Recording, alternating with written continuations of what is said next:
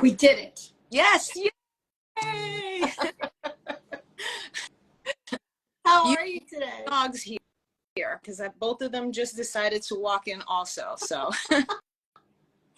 Yeah, you'll probably hear my doorbell ringing, an Amazon driver, some construct. This is the world we live in. So what can we do? exactly. Thank you so much. Thank you for joining us. Can you introduce yourself before we start? Absolutely. My name is Michele, and I'm a yogi for sure. And been a yogi now for about 10 years, and live in South Florida, and came up with this app idea, and hopefully it'll help and benefit a lot of yogis, yoga teachers. So how did you, I'm so curious about this because I'm always fascinated by creating an app. It seems, first of all, really hard to do. Like, it's so complicated. But what made you decide, you do your training and you become a teacher. Why an app? What was the inspiration to do an app and not a website? Or what was the impetus? So a couple of years ago, it was actually during COVID, and I said, wow, okay, so yoga teachers now can't go into studio. There was a while when none of us could really be outside. You had to be 6 feet, etc. And I said, people still need to do their yoga. So how are we going to do this? And I was watching a television show, actually. And during the television show, I don't want to tell you which television show because then it'll reveal what it is that I watch. But I was watching a television show and they were talking about this app. And I was like, oh my gosh, an app for yoga teachers. And I said, this is great. So I started doing a little bit of research. And as yoga teachers know, if you want to find inspiration, if you want to find like a refresh, if you have a question about anatomy or something, you find it in different places. And that's all good. I'm not knocking that at all. And I said, I can do this. And so I wanted to create somewhere where yoga teachers could go, whether you are a newer yoga teacher and you are scared out of your mind to teach your first class, whether you are an experienced teacher like myself, you've taught a couple of classes, but maybe you need a fresh idea. Maybe you're like, okay, I've done this sequence a couple of times, I need a refresh. Or if you're a yoga student and you're like, I want to dig into this a little bit more, and there's so many places to go. So the app, the Yoga Moxi, Moxi means confidence, Moxi means, energetic and a good vibe. Put all of these things together in one place. So I wanted to make a resource for yoga that they're on the go, they can click on and they can say, hey, this is a new theme that I can teach. Has a little quick blurb on it. Fantastic. Thank you. I'm off and running. And that's how we came up with the idea. So when you're building this app, obviously you need a lot of information, a lot of resources. How did you even decide what to include? And because I saw you have playlists, you have themes, you have so many different categories, just narrowing it down and then getting that information. How did you do that second step? The second step, well, I have to tell you, I'm not an app developer by any means. I mean, I texted you before this call and I was like, okay, Yano, how no. So I'm not that techie when it comes to certain things, even though I'm an alignment teacher. So I'm like, okay, let's try to get this right. But I wanted to also put together in the format of like how a class goes. So most yoga classes, you go in, everyone gets together, they gather, whether they're in a chair or on a mat, and they center, they meditate. You do a warm up, whether it's a vinyasa class, you can have your peaks and valleys, or in an alignment class, you can have a peak pose at the end. So I wanted to put something together where all the bits and pieces were in the same place, and it has like a little bit of a flow to it. And then as I was speaking to other yoga teachers and just people in general, I'm like, what do you think is a good idea to include? Then we started coming up with different sub features. So the app, right now it's complete, but we're always evolving. We always want to put different information on there to keep things fresh, and we want to add on new content ideas. Somewhere down the line, we're going to put podcast considerations. So different types of podcasts, and they don't all have to be yoga related. They can be about business or about wellness in general. And we want to just put them on there and say, hey, maybe you want to take a peek at this and give it a listen. So.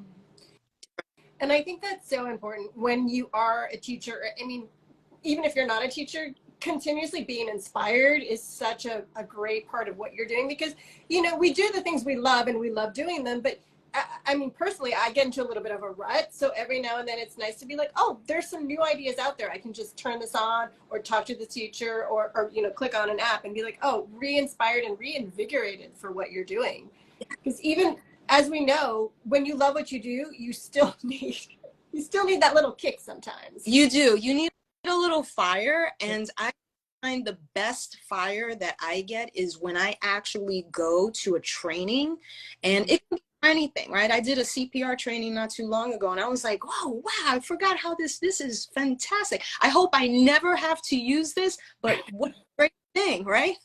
Because you always hope you never have to use it. Right. And you go to different trainings and you interact with different yoga teachers. A lot of them teach similar poses, but there's a different vantage point for them. And there's always a different interpretation. So I want to know all of that. I want to like dig a little bit deeper. And then once I know and kind of feel comfortable with it, then I want to share it with other people. And I think a lot of yoga teachers want to do that. They find out something, they're like, oh man, how do I incorporate this in my class? And it's like, okay, let me take a step back. Let me kind of figure out how I'm going to put this together. And then you present it. And it's like, yay. What is your favorite feature of the app? Let's see. Right now, there's so many different things, but I really like the teacher's library. There's a teacher's library, and it has yoga books. Yes, it has light on yoga, and it has the 4 agreements on there, which for is a game changer in life, just overall. All of his books, Don Miguel Ruiz. And, but I also put on there, I come from a media background. I come from a marketing background. I did 20 years in radio and sales and in marketing. And there are books out there that have to do with marketing that you can relate into your personal life and then relate into your yoga life. So it is a little bit of everything. And again, they're constantly evolving. So if I run into a book or someone tells me, Michelle, this was a great book that I read, then I'm like, I want to read it and get a little bit more about it and put it on the app also. So it's open. But I love that. And someone's asking right now, yes, you can download the app. It is available already. It is Yoga Moxi. It's one word. MOXI. It is available now. You can download it. So thank you for asking. And I do love that, because I always say, you know, even though you are a yoga teacher, we're yoga teachers, you're also your own small business as a yoga teacher. You know, learning these things like marketing yourself. You know, we try not to think, oh, you know, it's beautiful and love and light and all that, but there is sort of a reality and a monetary component to things. It's how do you market yourself? How do you make money? It is a business at the end of the day, if it is your career, if it is what you're doing for work. So I think it is important to always include these things in what we're doing in our knowledge base. And like you said, it's always growing. There's new books coming out. There's new information to be had. And that's why an app is great, because you can update it quickly. People can have it on their phones. It's just something you can always have with you. I did my teacher training many years ago. I don't want to date myself, but at that time we didn't have yoga apps. We had flashcards. You know? Right. I have mine. Yeah. I have a lot. I use them as bookmarks now for certain things, but I know I keep everything. Yeah. I'm that yoga hoarder for sure. Even though you should be letting go of things, like let it go. Oh, but it's like, no, this might come in handy. And it does. You look back at notes that you have.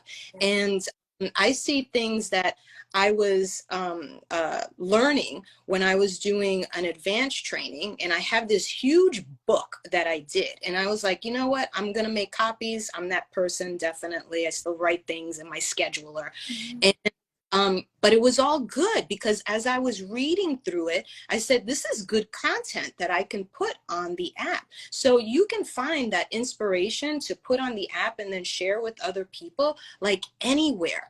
And I invite your community, the listeners out there, everyone who's viewing, if you have something as a teacher that you want a little bit of help with, or you need a little bit of a description or more in-depth knowledge, email me, DM me, and let me know. And if I don't have the answer for it, because I'm not going to have the answer for everything, then find out, because the app, I also wanted it to be someplace where I can include yoga teachers and what it is that they're going through. So we're putting on at some point more videos. There's one video on there now. It's in my living room.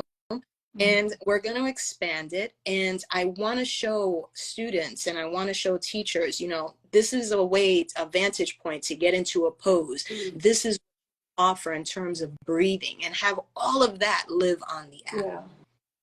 What do you find is the thing that yoga teachers are asking for the most when they do ask for things? When they have asked, they're asking about sequencing, about a lot of sequencing, like how fresh it and how to get into certain poses in a different. So we're taking all of that in, we're putting it together, and like you said, there's so many things to do during the day. I teach, take care of the house.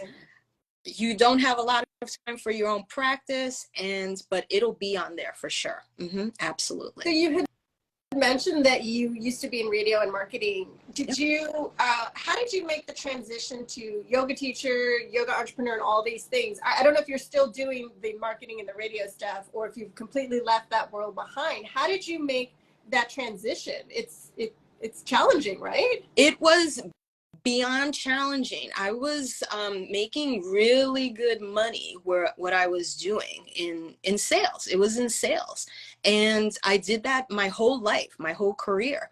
And I took this training, and then during the week I was doing, and I loved radio. I will tell you, I love radio sales. I love speaking to people and relating to them. And during the week, I was like, oh my gosh, this is so difficult. And then on the weekends, I was teaching. And I was like, oh, I found my Zen moment here. I'm really enjoying this. So it was like a big pendulum swing for about 2 years. And I really kind of like this yoga, but I'm not going to make that much money, because you have to have a lot of teaching opportunities in order to make decent money. So I spoke to my husband and I said, I want to do this. So how do we get here? And we work on it, and he takes care of a lot of things and I take care of some things, and we make it work. It's not easy. It's definitely not easy. A lot of miles in the car, a lot of early morning yoga classes, because everyone wants their yoga on the beach or at sunrise or something like that.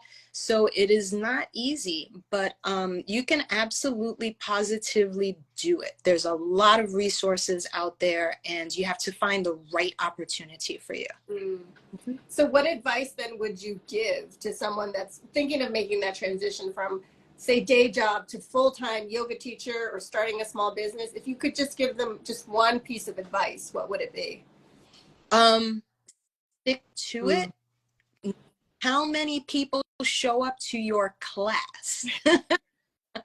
Just stick to it, because that one person that's in your class may be the link to another opportunity. That one person can give you feedback. That person, where it is that you're at, you may find something down the road, and it's like, you know what, I can teach here. This is a restaurant, but I can yoga here for brunch, before brunch, on Mother's Day, and then it can open up their restaurant afterwards. So there's always opportunity. You have to kind of find where to kind of put that yoga in. Yeah.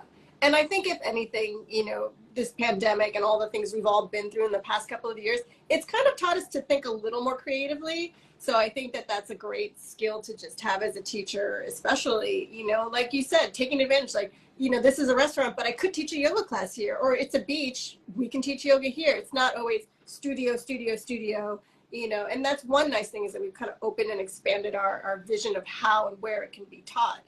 And I love that you're still teaching. I mean, you're able to do it and do this business and do all the things that you love so much. I love the teaching part. I love the challenge when you get someone for the first time, and yoga teachers can definitely relate to this. When you get someone who tells you, I've never done this, I'm not flexible. Right. I'm like, okay, none of us are flexible. Right. My hands are tight on a daily basis. Right. And then you teach them to breathe, and you teach them how to move their body in a good way and how to modify if they need. And when they tell you, wow, that was really great, I definitely want to continue this, and you're like, yay, yeah. Student. So absolutely. Mm-hmm. Has your own personal practice changed in the last few years? I mean, I'm sure you're so busy now, especially with all these new businesses. Has it shifted at all, your practice, or are you still like sticking to it, or has it evolved in any way? It has definitely changed. I don't get to studio classes as much as I would like to, and I do practice in my house. I throw the mat down and just go, but it definitely has. But I will tell you this, you know, before a few years ago, my biggest thing was I want to do a headstand in the middle of the room. And right now, my biggest thing is I love cats and cows. Right. Cats and cows are my friend, and I just love them. So that's my thing right now. Yeah. I think a lot of people do that. I remember when I did my yoga teacher training, I you know, was newer to yoga, and I went to the training and I said, I'm going to leave here learning how to do a handstand. That was my goal. And I left with my mind completely blown. I still couldn't do a handstand, but like my entire life had changed and shifted. And I was like, this is amazing. And I never need to do a handstand ever in my life. And I'm so happy. But then you learn that pose, and then you're like, what's the next one I want to learn? Okay, I did the headstand. Now I want to do the handstand. Yeah. It's like, yeah. Then I want to do scorpion after that. And after a while, I'm like, yeah, I'm just back to my cats and cows. And I'm digging cats and cows right now. I love twisting on the floor, just laying on my back lately. And just, it feels like heaven to me lately. It's the most amazing feeling in the world. And hip openers. Because every time, if you ask your yoga students, and it's a class of women, and you're like, okay, we want to open up today. We want to do more quads, we want to do more hamstrings. They're like, hip openers. Like, hip openers, okay, go figure. So hip openers. Mm-hmm. They're always a crowd pleaser, the hip openers. Well, Michele, thank you so much. Is there anything you'd like to add before we wrap up today? Anything about Yoga Moxi? Anything in your personal teaching that you want to share? Well, thank you so much, Iana. Thank you, thank you. Thank you to everyone who's out there. If you want to download the app, it's free. It's on iOS. It's on Google Play. You can go to the website, yogamoxi.com, and you can also link up on there. You create your account, and then you're off and running, and everything will start to be there. If you have any questions, DM them to me. Straight from Instagram, the Yoga Moxi page, or support@Yoga Moxi. And I hope, you know, I love the feedback.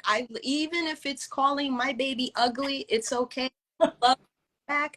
I want to make sure that we get to share these things, right? We can't hold on to them. We can only share them. So thank you. I feel you. And I love that you called it your baby, because I feel the same way about my baby. So thank you for supporting my baby as well. It's beautiful. I time when you and I had met up at the yoga expo, and beautiful, everything in there. Love it. The articles, the photography, the content is wonderful. So I'm super excited to be a part of that as well. And it is, our next issue will be the joy issue. So right before we leave, is there anyone you want to give a shout out or anything? When you think of joy, what do you think of, or who do you think of? Oh my gosh, my family, my mom, my dad, my family in New York, right? My family down here, my friends, my dogs, because they put up with those early morning get up teaching yoga situations, and they give me a lot of joy, and just yogis in general. I love to meet with new yogis and people who are excited to learn and to share. So shout out to everyone. Thank you so much, Michele, the founder of Yoga Moxi. I'm going to share this on our Instagram page, and I'm going to send you the YouTube link as well. Check out her app. It is free, which is great. What's free these days? There's nothing free. So enjoy the app, and please share your feedback with her on the baby. So Michele, thank you so much for joining us and for supporting our next issue. Have a great day. You too. Be well, yogis. Thank you. Bye.